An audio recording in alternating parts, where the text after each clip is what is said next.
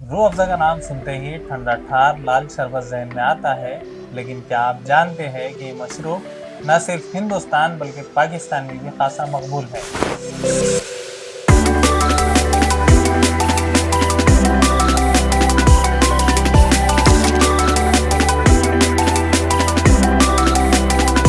मुल्क तकसीम हो गया, लेकिन रूह अफ़ज़ा अब भी सरहद के दोनों जानिब मिठास बांट रहा है। रूह अफ़ज़ा का आगाज़ तकसीम हिंद से बरसों क़ब्ल सन 1907 में दिल्ली में हकीम अब्दुल मजीद ने किया था, लेकिन बंटवारे के बाद ये भी हिंदुस्तान और पाकिस्तान में तकसीम हो गया। रूह अफ़ज़ा सिर्फ शरबत नहीं बल्कि बचपन के ज़माने का साथी है। जब मार्च अप्रैल की तपती गर्मियों में दोपहर के बाद शाम 4-5 बजे के करीब घर में रूह अफ़ज़ा तैयार किया जाता था और एक गिलास बर्फ से खुशबूदार और शीरीन रूह अफ़ज़ा जिसमें एक अजीब सुकून और ठंडक का एहसास जगा देता था। किसी घर में रूह अफ़ज़ा बनता तो पड़ोस तक उसकी महक जाती थी। इफ्तार और रूह अफ़ज़ा का नाता भी सदियों पुराना है।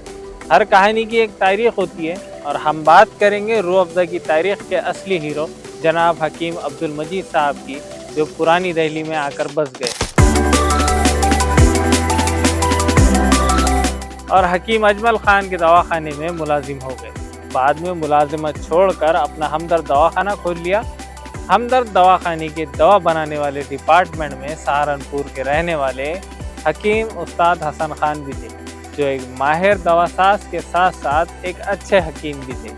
हकीम अब्दुल मजीद ने उस्ताद हसन से ख्वाहिश जाहिर की कि फलों, फूलों और जड़ी बूटियों को मिलाकर एक ऐसा शरबत बनाया जाए जिसका जायका बेमिसाल हो और वो इतना हल्का फुल्का हो कि हर उम्र का इंसान उसे पी सके। उस्ताद हसन खान ने बहुत मेहनत के बाद एक शरबत का नुस्खा तैयार किया, जिसमें जड़ी बूटियों में खरफा, मुनक्का, कासनी, नीलोफर, गाव ज़बान और हरा धनिया इस्तेमाल किया। फलों में संतरा, अनानास, तरबूज, सब्जियों में गाजर, पालक, पुदीना, हरा कद्दू और फूलों में गुलाब, केवड़ा, नारंगी और खुशबू के लिए सलाद पत्ता और संदल को लिया गया।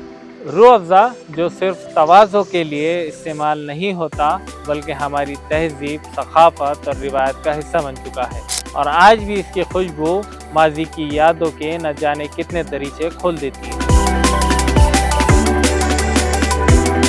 जब ये शरबत बनकर तैयार हुआ तो इसका नाम रूह अफ़ज़ा रखा गया। रूह अफ़ज़ा नाम उर्दू की मशहूर मसनूई गुलजार नसीम से लिया गया, जो एक किरदार का नाम।